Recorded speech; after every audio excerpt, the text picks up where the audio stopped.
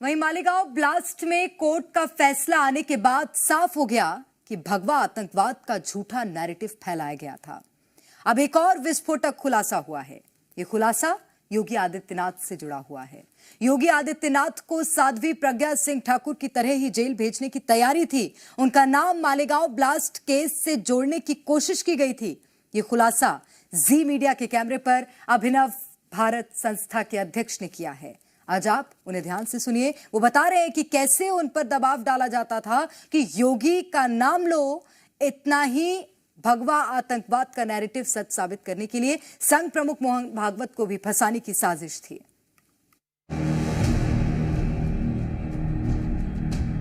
इतना चौड़ा बेल्ट रहता है और उस बेल्ट में एक लकड़ी की मूठ लगा लेते इतना मजबूती से कि वो इनके हाथ में पकड़ा जाता है और वो उस बेल्ट से मारते हैं कि एक बेल्ट अगर आपके हाथ में पड़ता है तो ऐसा पूरा सूझ के चला आता है। हमारे हाथों में उसको डुबोते थे, हमारे हाथों को उसमें डुबोते थे, जमीन पर कुटवाते थे जिससे वो थोड़े मुलायम होते थे 1-8 घंटे में और फिर पीटना शुरू करते थे।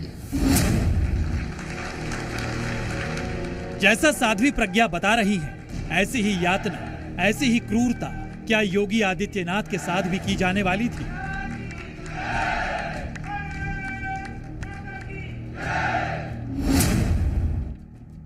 क्या जैसा प्रज्ञा ठाकुर के साथ हुआ वैसा ही योगी के साथ होने वाला था? ऐसे मनगढ़ंत कहानियां हमको बताते थे कि आप बताओ कि आप इस जगह पे गए थे, वहां योगी जी आए थे। मालेगांव ब्लास्ट केस में कोर्ट का फैसला आने के बाद और भगवा आतंक की थ्योरी का ढोल फटने के बाद अब सनातन और सनातनियों को बदनाम करने के षड्यंत्रों का भी एक एक कर पर्दाफाश हो रहा है। क्या हिंदू आतंकवाद का नैरेटिव गढ़ने वाले योगी से भी डरते थे? इनका रुख ऐसे था कि मालेगांव नहीं, आप लोगों ने तो सारे ब्लास्ट किए, समझौता भी आपने किया है, अजमेर शरीफ भी आपने किया है, फिर हैदराबाद का जो जामा मस्जिद का था वो भी आपने किया है। तो ये ऐसे मनगढ़ंत कहानियां हमको बताते थे कि आप बताओ कि आप इस जगह पे गए थे, वहां योगी जी आए थे, उन्होंने भी बढ़ावा दिया था। फिर आप जयपुर में गए थे, वहां पे आसिमानंद जी मिले थे, वहां पे उन्होंने बोला था हाँ हाँ हिंदुओं को ऐसे ही करना चाहिए। ये मनगढ़ंत कहानियां वो बताते थे और हमें बोलते थे अभी ये सब चीजें लिख के दे दो। ये है हिंदूवादी संगठन अभिनव भारत के अध्यक्ष मिलिंद जोशी। मालेगांव बम धमाके से अभिनव भारत संगठन का भी नाम जोड़ने की कोशिश हुई थी। मिलिंद जोशी ने जी न्यूज के कैमरे पर चौंकाने वाली गवाही दी है। वो किसी महाखुलासे से कम नहीं है। मिलिंद जोशी साफ साफ कह रहे हैं कि उन पर योगी आदित्यनाथ का दबाव डाला गया था। 2008 में योगी आदित्यनाथ जी, ये जो नाम है वो उतना बड़ा नहीं था जो आज है।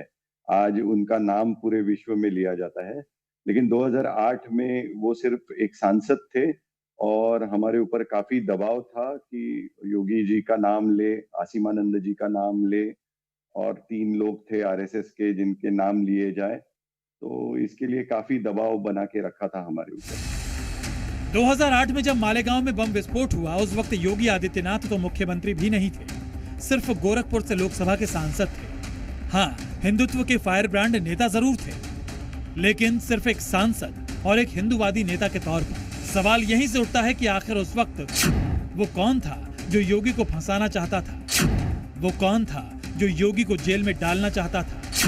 वो कौन था जिसका ऑर्डर जांच एजेंसीज फॉलो कर रही थी? सोचिए, योगी आदित्यनाथ तक अगर एजेंसीज के हाथ पहुंचे होते तो शायद यूपी का वर्तमान ऐसा नहीं होता। भगवा आतंकवाद के चक्रव्यूह में फंसाने का खेल सिर्फ योगी आदित्यनाथ के खिलाफ नहीं रचा गया था, बल्कि संघ प्रमुख मोहन भागवत के खिलाफ भी रचा गया था। महाराष्ट्र पुलिस और एटीएस के पूर्व अफसर महबूब मुजावर ने भी जी न्यूज के कैमरे पर मोहन भागवत के खिलाफ रची गई साजिश से पर्दा उठा दिया है। ध्यान से सुनिए इन्हें। मोहन भागवत जी को लाने का भी मेरे को आदेश दिया गया था। मेरे बॉस, मेरा जो इंचार्ज थे वो परमवीर सिंह थे और मेरे को लिखित में सब जो भी है ये लिखित में मेरे पास एविडेंस है। तो मैंने ये मोहन भागवत जी को लाने का जो काम दिया था ये झूठा था, इसलिए मैंने वो काम नहीं किया। महाराष्ट्र एटीएस के पूर्व अफसर का दावा है कि मोहन भागवत को गिरफ्तार करने का दबाव बनाया गया था। तत्कालीन पुलिस अधिकारी परमवीर सिंह ने कार्रवाई का दबाव बनाया। महबूब मुजावर के दावे से खलबली मच गई है। महबूब मुजावर महाराष्ट्र एटीएस में उस वक्त इंस्पेक्टर के पद पर तैनात थे। ये बहुत बड़ा झूठा षड्यंत्र था और इन्वेस्टिगेशन के साथ ही साथ पॉलिटिकल इशू बन गया था भगवा आतंकवाद बोल के। महबूब गवाह हैं कि कैसे भगवा आतंकवाद को साबित करने के लिए एक बड़ी प्लानिंग की जा रही थी, लेकिन महबूब के जमीर ने ऐसा करने से इनकार कर दिया।